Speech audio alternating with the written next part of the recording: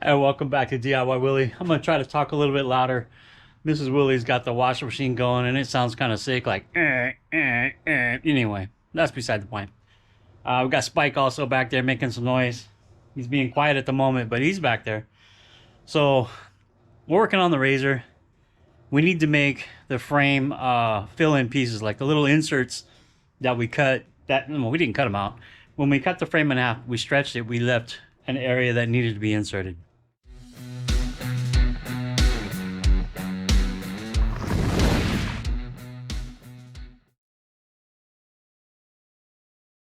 So let's take a look at what I've done so far.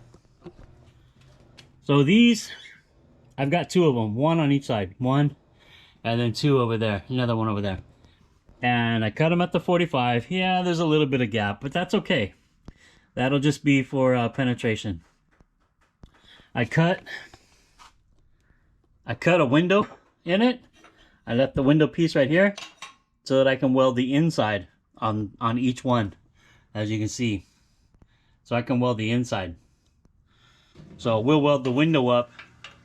We'll reinstall the window and weld it up once I have the inside all done. So now that these pieces are in, they're going to get tacked all over here. We'll make sure that they're square or plumb or flush right here on both sides. And that's about it for the frame. Once we get that all welded in, the frame will be complete again, with the exception of right here. But we're going to do something different right here all the way around, and I don't know what that size or that dimension is yet until we get the bug body on. So I may come up with something temporary right here for the moment while we get the bug body over here. I also need to fix the transmission. I don't know if I mentioned that before. Since we extended it, the shaft is now rubbing again on the frame. So I need to cut those mounts off, lift it up so that there's at least a 1/4 inch gap underneath the shaft. And that will also close up the gap on the splines when I do that. And then I'll remake those pieces on the bottom. And then we got some gusseting and some work to do to make those stronger. But for right now, that's working okay.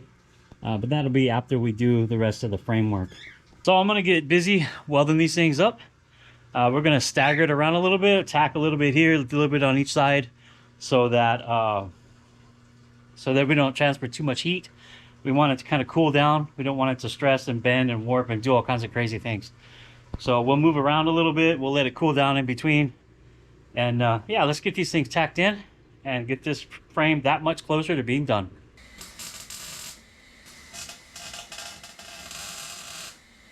We just need to fair up those sides a little bit. I'm going to stick the screwdriver in here like a wedge.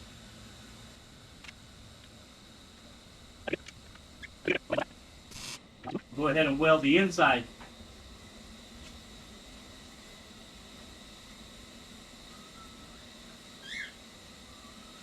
This is going to be the hard part.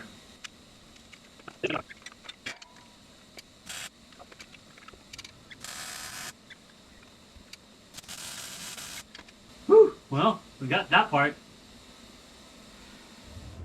Now I got to figure out the best way to get in there and get the rest of it. Heat transfer looks good.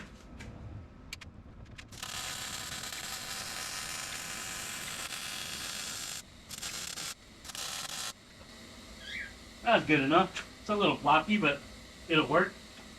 I went ahead and welded one continuous pass as best I could over the tacks.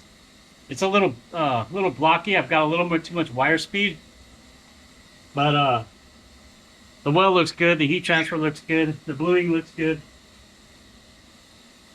I like it. Now I'm going to go ahead and weld up this outside. This is going to take a little more time. It's got a larger gap.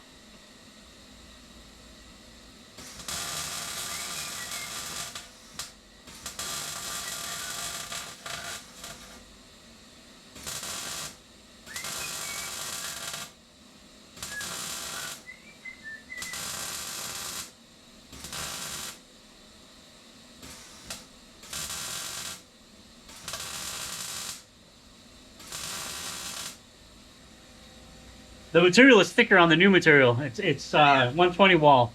So the other material is not. It's like 60 something or 90 something. It's a lot thinner. So I'm taking the heat from the new material and rolling it to, or sweeping it over to the existing material, letting the puddle move over and blend in without putting too much heat on the existing side. I've got most of it done on this side. I'm gonna go do the driver's side now.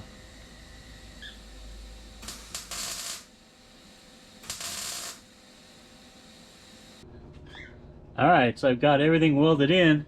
Welds aren't bad. Sometimes my positioning wasn't right and my weld would get a little globby, or I would have to start and stop, and that changes the way the weld goes too. So everything looks pretty good. I got more weld in there probably than it had from the factory, and yeah, I'm liking it. I'm liking it a lot. Everything looks really good. Now we're gonna go ahead and take off the C-clamps. We have 4 of them still on the frame right there. So we'll take those off, and then we'll take off the angles on the bottom. Now we still have to weld across the bottom on these things because obviously I couldn't weld them there with the angle there. So we'll get those off, and I gotta finish welding up over here, but everything's pretty hot right now. I just kind of want to let it cool down so I can get my arms in position, my body position better. It's so hot there's nowhere to lay, so I'm gonna let it cool down for a while. We'll take up the C-clamps and get the angles off of there and see how it looks.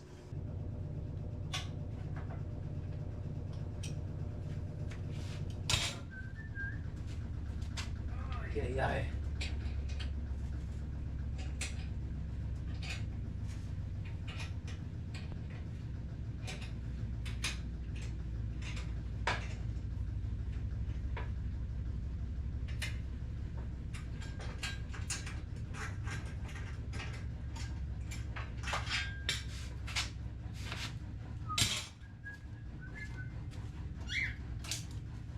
see if we can just twist this angle off of here, or if we gotta grind it.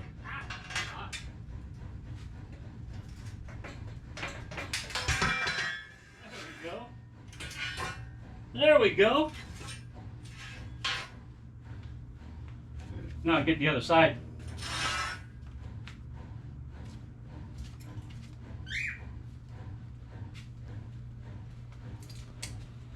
That blasted washing machine's still going.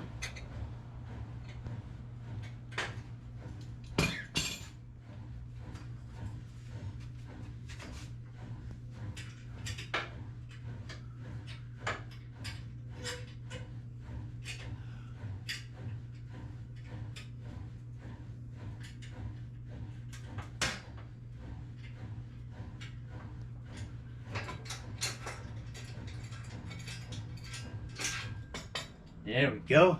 Get these clamps off of here.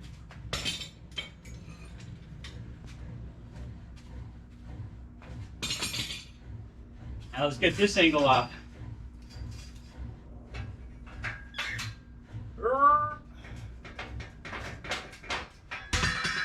There. Nice. Nice, nice, nice. There we go. The clamps are off. The angles are off. The frame is one piece again. It looks pretty good. Let's get it out in the daylight. Check it out. Oh yeah, it looks good. I'm happy with it. I'm really happy with the way it turned out. Everything looks great.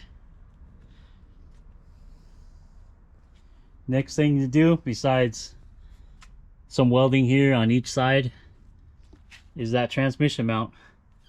Got to get it up off the frame. It's rubbing right here. So we got to lift the transmission up. That'll give us, I want about a 1/4 inch gap under here. When we lift it up, that'll slide the yoke onto the splines better, and we'll lose that gap right there. We'll just lift it up like that. The two will come together. Everything will be perfect. Nice. So to make those insert pieces in the frame, I made some paper templates. One for the driver's side, one for the passenger side, since they were different. That way I got the exact angles, and I could use these to cut the material. This is just like a poster board type paper. It's kind of a thick paper. It's good for making templates and such.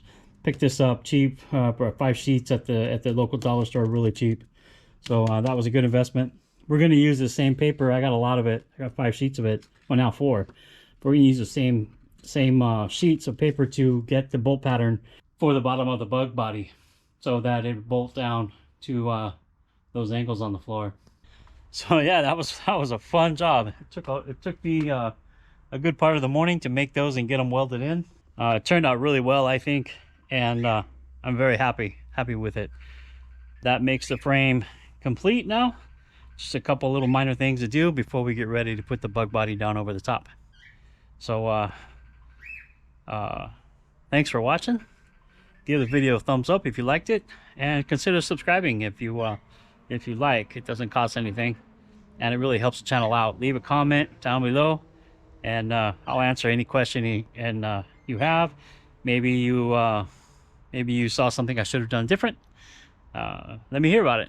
Let's talk about it. And well, I'll see you in the next one. All right, bye.